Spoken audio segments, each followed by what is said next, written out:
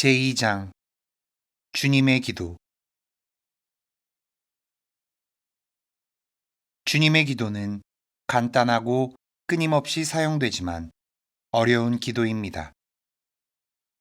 게다가 다음과 같은 문제가 발견되기도 했습니다. 이 기도는 주님께서 주신 유일한 기도이지만 사도행전에는 누군가가 이 기도를 했다는 흔적이 없습니다. 루카복음서 11장 1절에는 주님, 요한이 자기 제자들에게 가르쳐 준 것처럼 저희에게도 기도하는 것을 가르쳐 주십시오. 라는 말씀이 나오는데 이것이 누군가가 주님의 기도를 사용했다는 증거는 아닙니다. 그러나 인용된 적이 없었다고 사용되지 않았다고 볼 수는 없습니다. 주님의 기도는 단순한 기도문처럼 보이지만 기도의 형태 속에 완전한 생활 방식을 포함하고 있습니다. 이 기도는 속박에서 벗어나 자유를 향해 영혼이 점진적으로 상승하는 모습을 보여줍니다. 또한 놀랍도록 정밀하게 작성되어 있습니다. 연못에 조약돌이 떨어졌을 때와 비슷합니다. 우리는 조약돌이 떨어진 곳에서 무 쪽으로 잔물결이 이는 것을 관찰할 수 있습니다. 하지만 반대로 보는 것도 가능합니다. 무 쪽에서 잔물결이 이는 것을 보고 물결을 만들어낸 곳을 유추할 수도 있습니다. 이처럼 주님의 기도는 첫 단어에서 시작하여 분석하는 방법이 있고 마지막 단어에서 시작하는 방법도 있습니다. 교회나 그리스도를 위해서 더 옳은 방법이 있을지 모르지만 마지막 단어에서 시작해서 첫 단어를 향해 들어가는 방법이 분석하기 쉽다는 점은 확실합니다. 이 기도는 주님께 나아가려는 사람이면 누구든지 바칠 수 있지만 정확하게는 주님을 우리 아버지라고 부르는 자녀의 기도입니다. 그리스도 안에서 하느님 아버지께 가는 길을 찾은 사람들과 그분의 교회 안에 있는 사람들을 위한 기도입니다. 오직 그리스도를 통하여 그리고 그분 안에서만 하느님의 자녀가 되기 때문입니다. 주님의 기도에 나타나는 영적 삶에 대한 가르침은 탈출기나 산상수훈에 나타난 가르침 속에서 이해할 수 있습니다. 이 기도의 마지막 단어에서 시작하여 첫 단어를 향해 가며 영혼이 나아갈 길을 찾을 수 있는 것입니다. 이 기도의 마지막 단어는 속박된 상태를 이야기하며 이 기도의 첫 단어는 그분의 자녀임을 이야기하니까요. 자유롭던 하느님의 백성은 이집트 땅에서 점차 노예가 되어 갔습니다. 일은 더욱 힘들어지고 생활은 점점 비참해졌습니다. 그 생활은 자신들이 노예임을 받아들이도록 했습니다. 그러나 진정한 자유를 얻기 위해 들고 일어설 만큼 고통스럽지는 않았습니다. 불행이 어느 정도 이상으로 커지면 폭동을 유발합니다. 그렇게 하여 견디기 어려운 상황에서 탈출을 시도하도록 합니다. 그러나 자유는 하느님과 자신, 그리고 주위 세계에 대한 내적 상황입니다. 따라서 폭동을 일으키거나 피하는 일이 자유로 향하는 길은 아닙니다. 이집트를 떠나려 할 때마다 더 힘든 일이 새롭게 유다인에게 주어졌습니다. 그들이 벽돌을 만들어야 할 때 필요한 밀집은 구하기 어려웠습니다. 파라오는 너희는 벽돌을 만드는 데 쓰는 짚을 더 이상 예전처럼 저 백성에게 대주지 마라. 그들이 직접 가서 짚을 모아오게 하여라.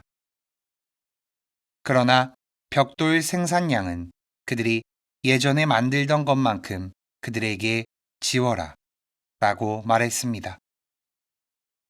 하느님의 백성이 일하다 지치도록 해서 반란을 일으키거나 구원을 얻고자 하는 생각을 하지 않길 바랐기 때문입니다.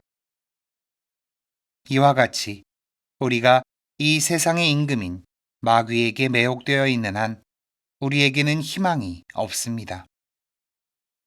마귀는 인간의 영혼과 육체를 노예로 만들고 살아계신 하느님에게서 멀어지도록 하는 능력이 있습니다.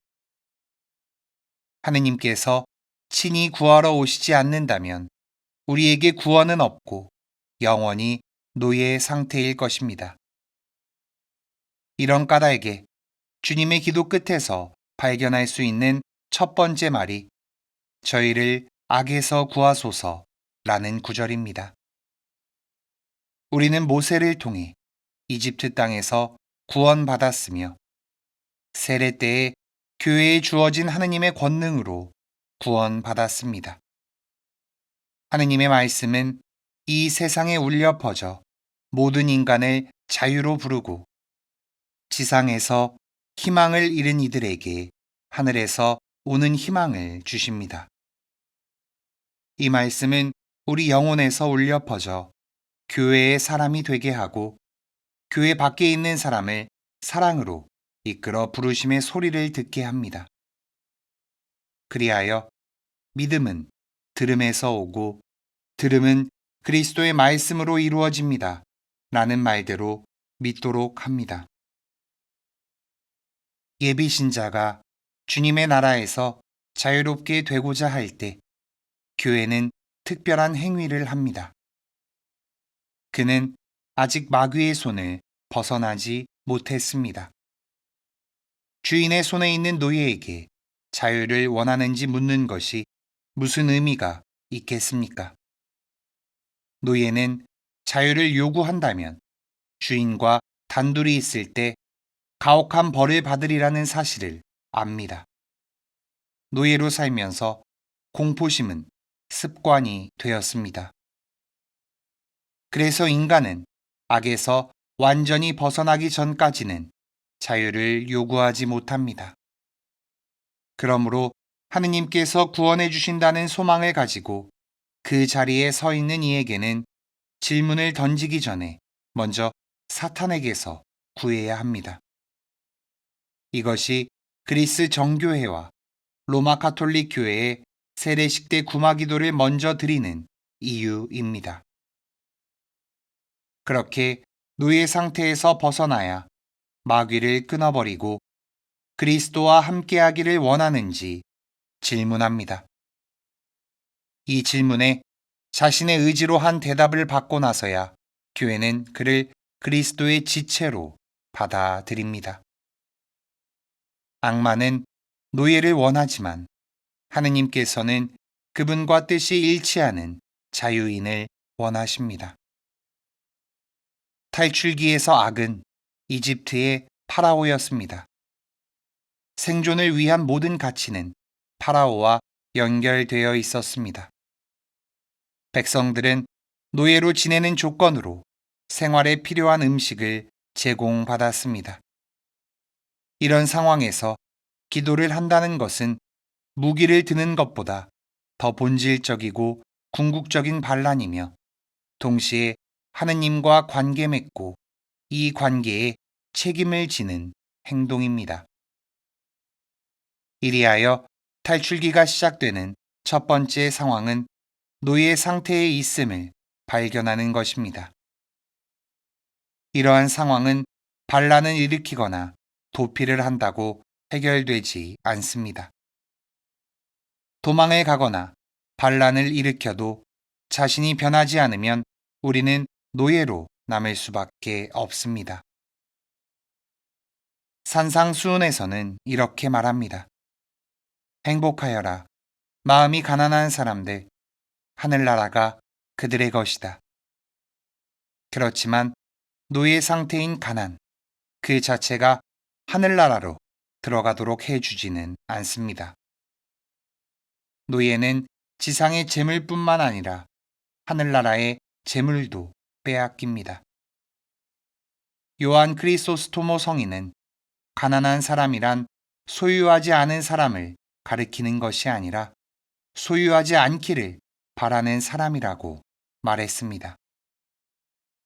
가난은 얼마나 소유하였는지에 뿌리를 둔 것이 아니라 우리가 도달할 수 없는 곳을 얼마나 갈망하는지에 달려 있습니다.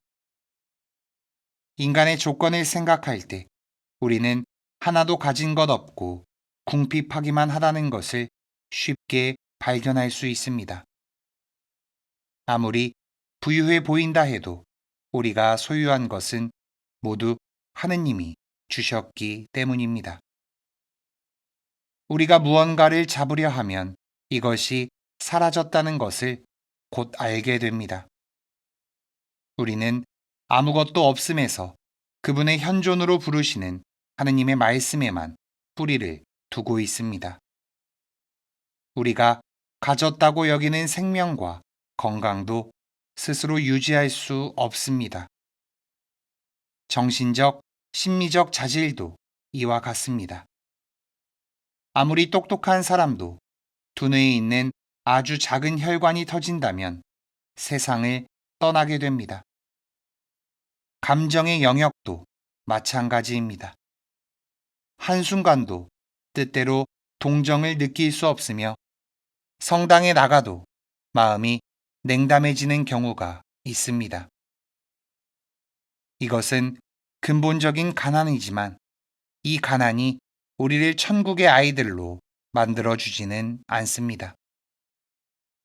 삶의 매 순간에 모든 것이 우리 손안에 있지 않아 불행하다고 느끼거나 단지 그것들이 없다는 사실만 깨달을 때 가난은 우리를 하느님 나라의 즐거운 자녀로 만들지 않고 아무 능력도 없는 징후스러운 상황의 희생자로 만들 뿐입니다.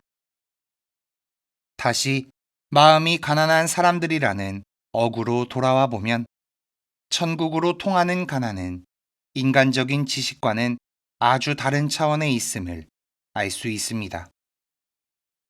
만약에 우리가 자신 안의 형태는 없으나 존재하는 무언가를 깨닫게 된다면 그리고 이를 위해 결코 그치지 않는 사랑의 행위가 뒤따른다면 마음이 가난한 사람들이라고 말할 수 있습니다. 우리의 것이라고 주장할 만한 것이 없음을 알고 이 모두가 매 순간마다 구체적으로 표현되는 주님의 사랑임을 깨달을 때 비로소 승리하고 온전한 기쁨을 느끼게 됩니다. 우리는 결코 우리의 것이라고 해서는 안 됩니다. 하느님의 선물이 아닌 우리의 것이 되는 물건들은 많지 않습니다. 나의 것이 된다 하더라도 그 물건은 상호 사랑의 관계와 어울리지 매 초마다 끊임없이 주어지는 하느님의 성스러운 사랑의 행위를 받아 새로워질 수는 없습니다. 그리하여 우리는 주님, 이는 나의 것이 아닙니다. 만약 나에게 속한다면 이는 사랑이 없는 채일 뿐입니다. 라고 생각해야 합니다. 이런 생각이 우리에게 가져오는 관계는 복음서에서 하늘나라라고 부르는 왕국으로 들어가도록 이끌어줍니다. 상호 사랑의 관계에서 왕에게 모든 것을 받고 부유해지기를 원하지 않는 사람만이 왕국에 속하게 됩니다. 부유하다는 것은 물건을 소유하고 사랑을 잃는 것을 뜻하기 때문입니다. 우리가 하느님을 발견하고 모든 것이 하느님의 소유라는 점을 깨닫게 되는 순간 우리는 신성한 왕국으로 들어가서 자유를 얻게 됩니다. 모세에게 인도되고 교화된 유다인들이 무엇인가를 일으킬 수 있었던 때는 그들의 노예 상태가 하느님과 연관되어 있으며 인간이 만들지 않았음을 깨달은 때였습니다.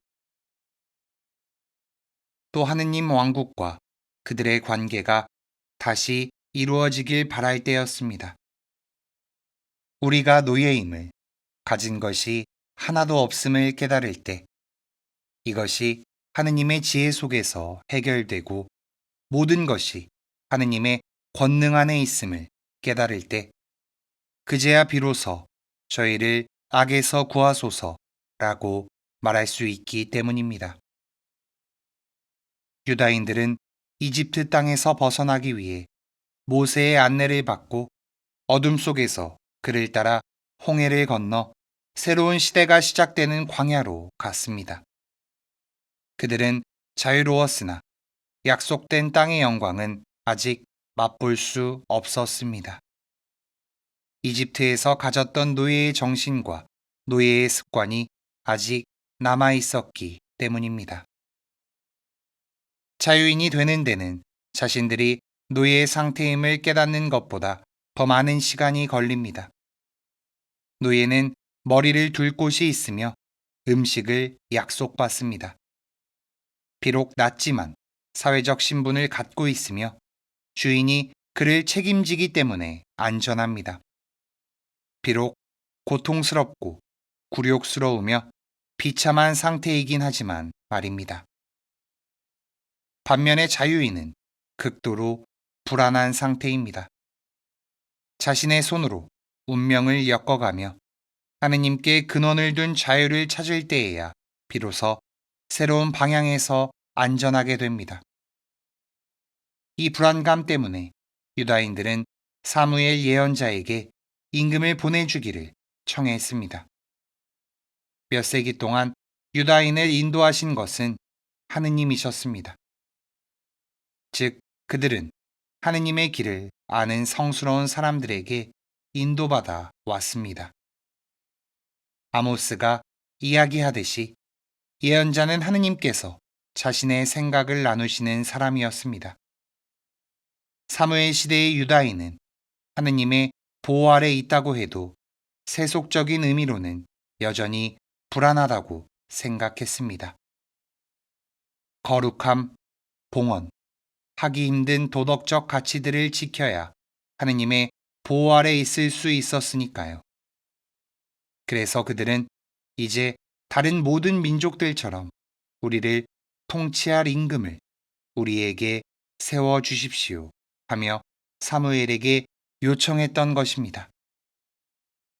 사무엘은 배반이라고 생각되어 이들의 말을 듣지 않으려 했습니다.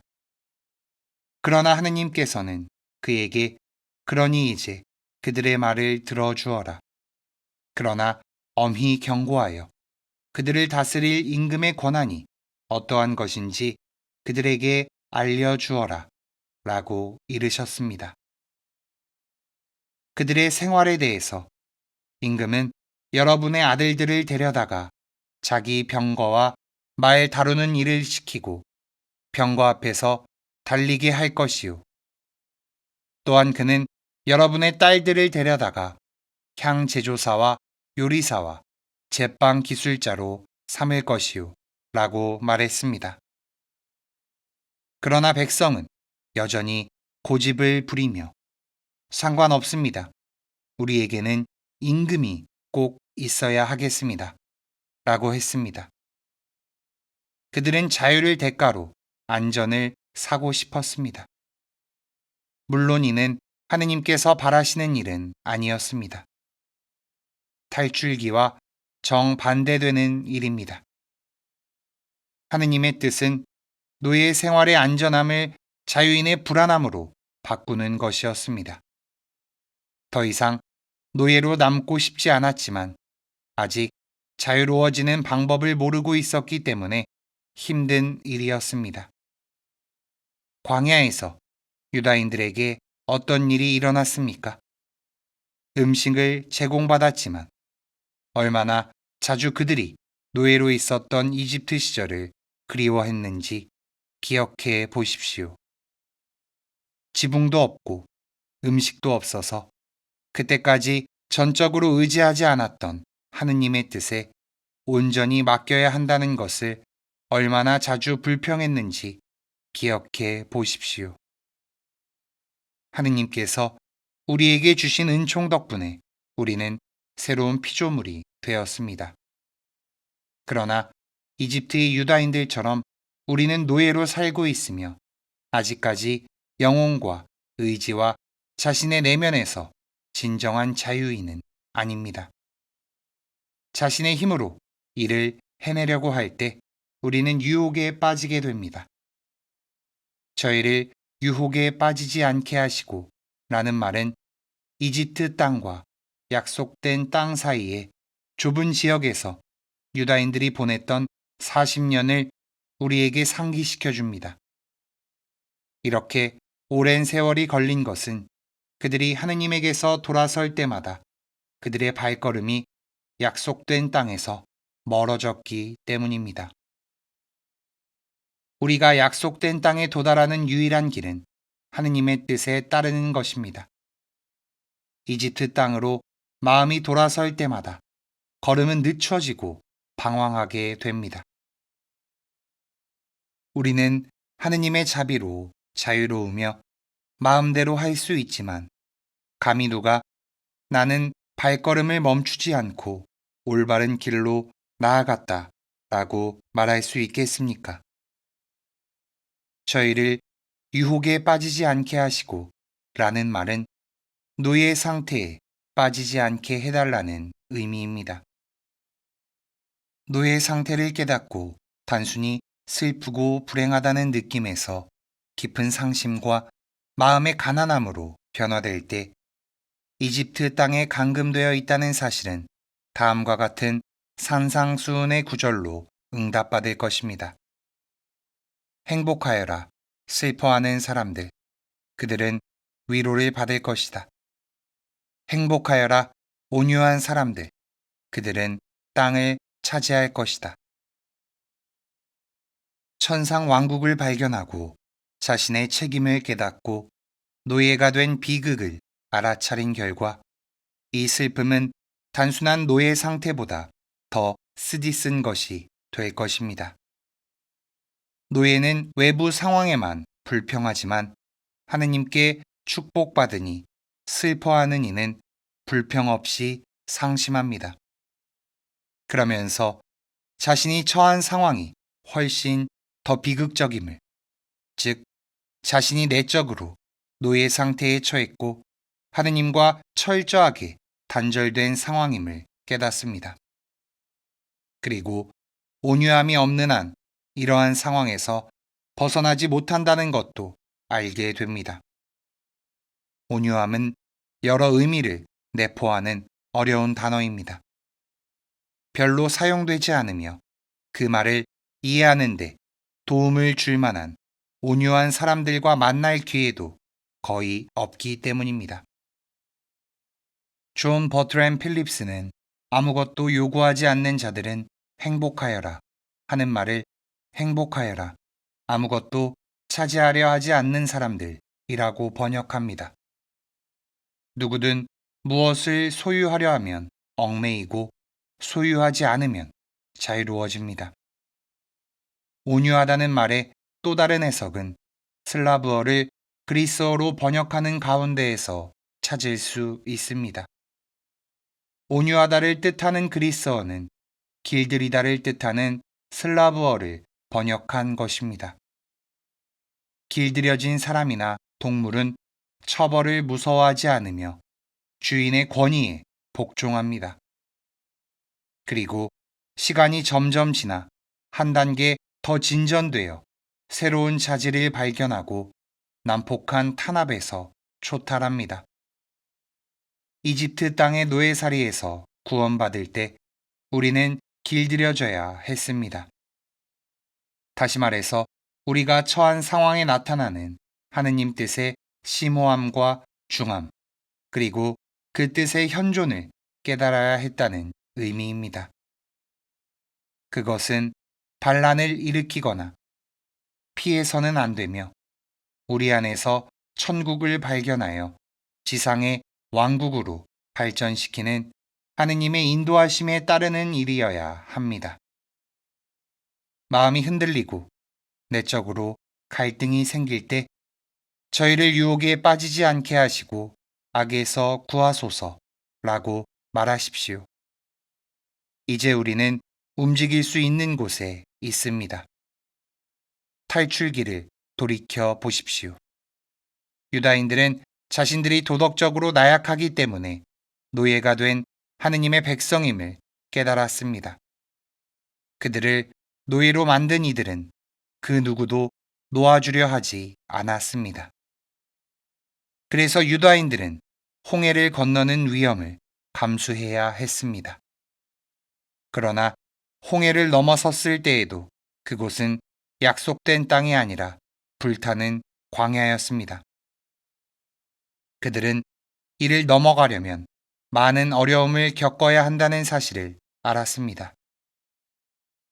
노예 상태에서 자유로워지려고 할 때 이 점을 깨달아야 합니다.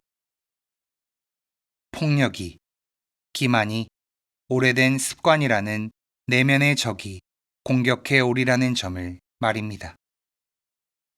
저 너머 사막 외에는 아무것도 약속되지 않았습니다. 그곳을 넘어가야만 약속된 땅이 있습니다. 그러나 너무 멀기 때문에 우리는 여행의 위험을 감수해야 합니다. 이집트와 사막, 노예 상태와 자유 사이의 경계선에 나타나는 한 가지가 있습니다.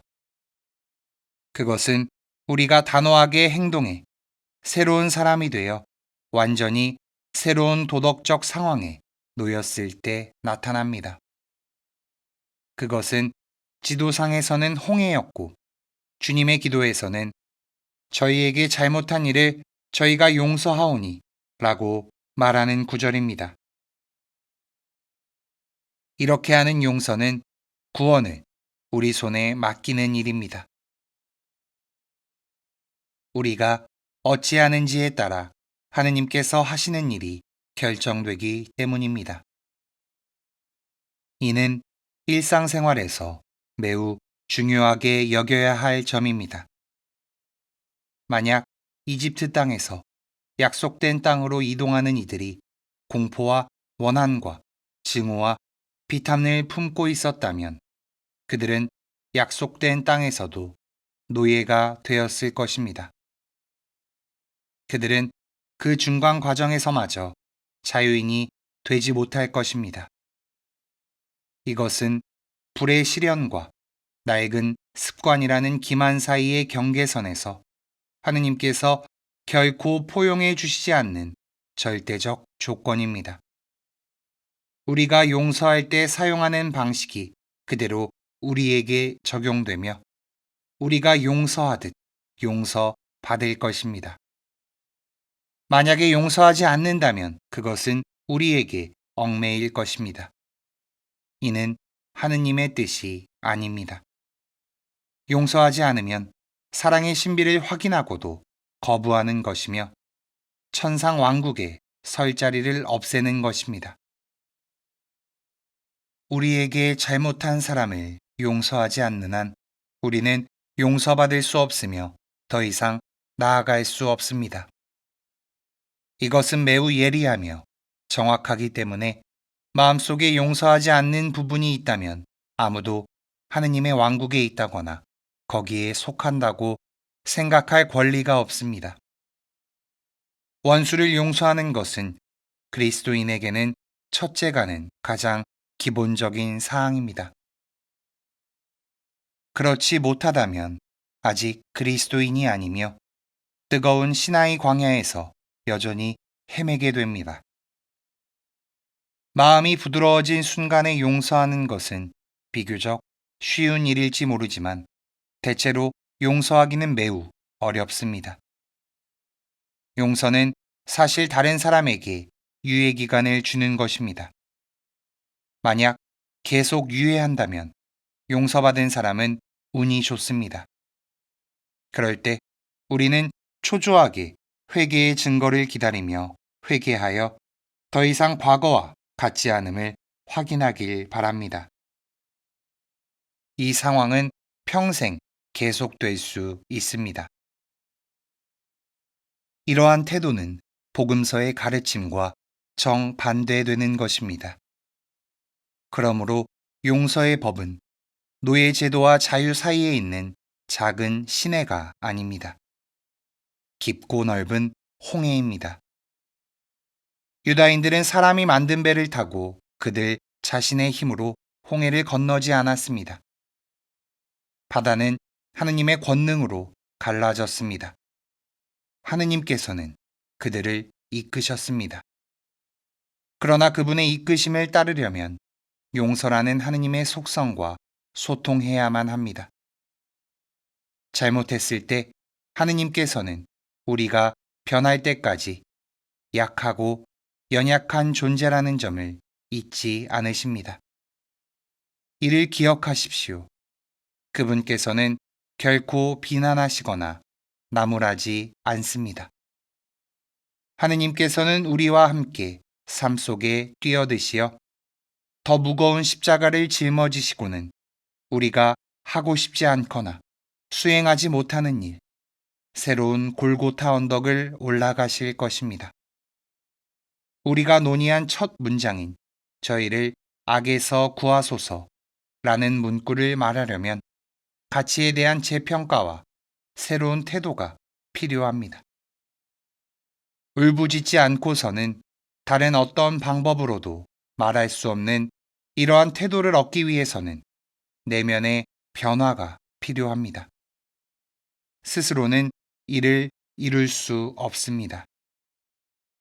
시련에서 우리를 보호해달라고 간청하는 것은 상황을 근본적으로 변화시켜달라고 청하는 것이기 때문입니다. 그러나 저희가 용서하오니 저희 죄를 용서하시고 라고 말하는 것은 더욱더 어려운 일이며 이는 인생에서 가장 큰 문제입니다. 왜냐하면 우리는 지배했거나 가혹하게 부렸던 사람에 대한 원한을 넘겨버리지 않는다면 이 구절을 건너갈 수 없기 때문입니다.